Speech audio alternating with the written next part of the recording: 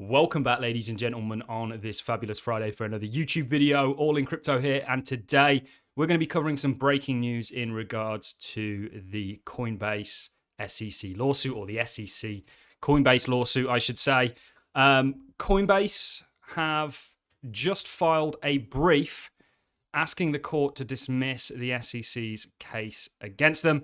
We're going to be exploring that. We're going to be looking at the legal brief and the kind of summary of why Coinbase believe that the court should dismiss this lawsuit. It's very interesting.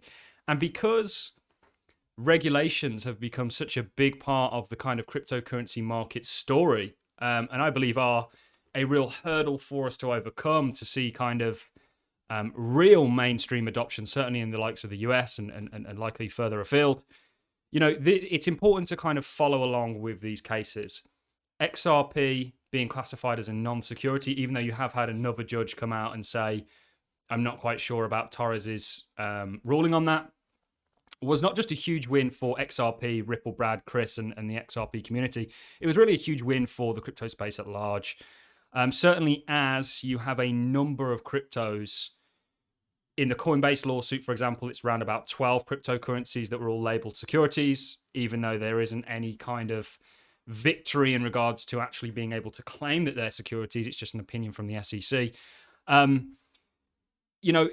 There's a lot of uncertainty in the crypto space, and it's so important to follow along with these lawsuits. And obviously you saw Richard Hart get a lawsuit brought forth against him, accusing him of basically using Hex as a security.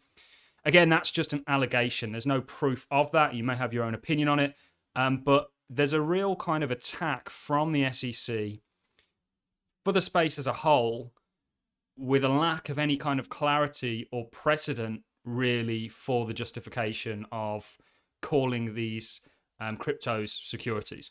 And certainly in regards to Coinbase, the whole charges against Coinbase are basically that they failed to register as a security exchange and a broker, without even classifying and having any kind of legal clarity on the individual cryptos that they accuse them of selling as securities. It doesn't make a great deal of sense. In regards to proof of stake cryptos, there would be huge ramifications for them being labeled, or for them actually being securities. You'd have to look at the whole custodial method and the staking as a service and so on and so forth. But let's investigate this. Before I start, I've got a video coming out tomorrow where we're looking at 10 of the top cryptocurrency companies. Now, this might be MicroStrategy, for example, which is really a vessel for Bitcoin. It's a Bitcoin play. It might be Coinbase, for example, like we're showing here, or some of the Bitcoin mining companies. And one thing that you'll find concurrent with all of these major companies, the largest kind of crypto-related companies, is the holders. Vanguard Group, BlackRock, Morgan Stanley, and a number of others. And these are the largest institutional holders of Coinbase, and they all happen to be some of the largest, in BlackRock's case, the largest holders or the largest financial institutions in the entire world. So it's kind of quite telling that the insiders, the people who will have a good sort of angle on regulation and how it's going to unfold, are all long from a spot point of view, the likes of Coinbase, MicroStrategy. Some of you may be surprised to find that out. So it's very interesting. I think that's quite telling. Let's get into the kind of main topic of this video. And of course, that is to do with the news that broke literally a few hours ago. Today, Coinbase filed our brief asking the court to dismiss the SEC's case against us.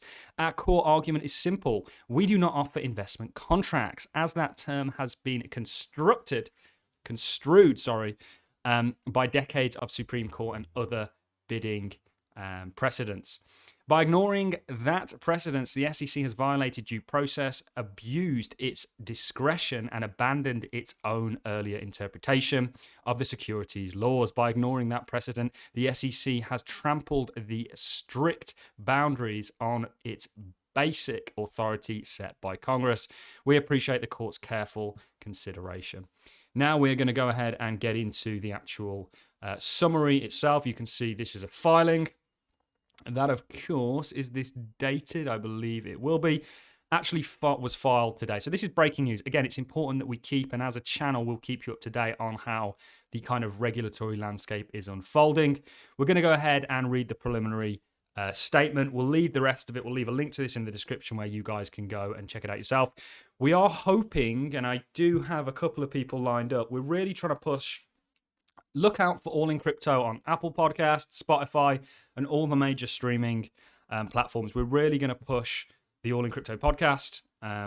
We've got websites and everything coming, but we are really hoping to get a couple of sort of lawyers who are probably at the helm of this evolving landscape on the channel to kind of talk to us about how they see things unfolding, because I think that would be really helpful to get somebody. I'm not a lawyer.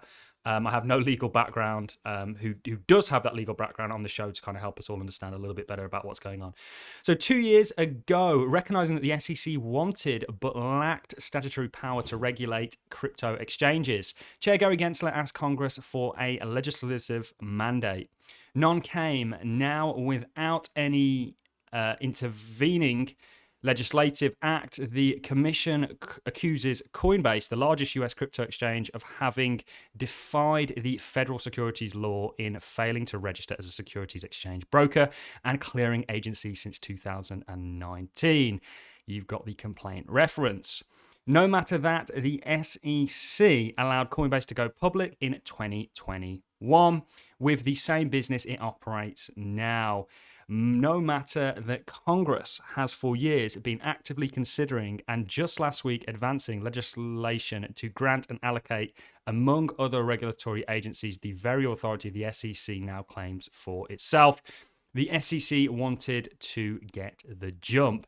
In making that jump, the SEC has violated due process, abused its discretion, and abandoned its own earlier interpretations of the securities law. But there is a more fundamental problem with its case, one the chair recognized 2 years ago, and that entitled Coinbase to judgment on the pleading. Now, the subject matter falls outside the agency's delegated authority. The SEC may pursue this enforcement action only if relevant transactions in the digital asset and service industries in the complaint are investment contracts. This is the important thing here. Are cryptocurrencies investment contracts? I do not believe they are. Certainly, if you look at proof of stake cryptos, they play a functional role in maintaining the ledger. Look at Algorand's pure proof of stake, for example. Look at Cardano's Ouroboros consensus. Look at the Ethereum consensus model. Polkadot is a perfect example. Polkadot hasn't been mentioned in any of this, by the way. And therefore, securities under the Securities Act of 1993 and the Securities Act of 1934. Because as a matter of law, none of them are, the claims must be dismissed. So there's no law clearly appointed to these cryptocurrencies as being securities. Now, I'm sure in some cases, and I'm going to say this, and some people are going to get rather annoyed, that some cryptos probably are securities. But it's a very small amount that are a niche element of it that people have actually tried to like deliberately avoid the Securities Act through calling them cryptocurrencies. But the vast majority of cryptocurrencies are not securities. That's absolutely my opinion, and I don't think the SEC has the right to be doing what they're doing. An indispensable feature of the investment contract, as defined by the Supreme Court in the SEC versus W.J. Howico in 1946, and by the state securities law jurisprudence that grounded Howie, is that it at least purport to grant the purchaser a contractual right to the profit, income, or asset of a business enterprise. The SEC does not and cannot allege that transactions in the 12 tokens identified in the complaint that take place on Coinbase's secondary market spot exchange or any other secondary market exchange through Coinbase Prime carry such rights. They are asset sales with the obligations of buyer and seller discharged at the point of sale. So they're absolutely right. Once you buy from Coinbase, there's no contract there with you and Coinbase, or with Coinbase and the cryptocurrency, or the cryptocurrency and yourself. Where there doubts on this score, the major questions doctrine, we did a whole video on the major questions doctrine, would require dismissal in deference to Congress's prerogative to decide how to establish and allocate authority over the digital asset arena. Nor does Coinbase operate as a broker of investment contracts by making wallet software available for users. The token that the SEC says customers can self-custody using wallet, Nexo, is not alleged to carry any more rights to a share in any enterprise than the other 12 tokens identified, even where the complaint pleads nothing to suggest that Coinbase functions as a broker under the securities law by making available to users free software allowing them to store and access their own digital assets on their own computers or devices.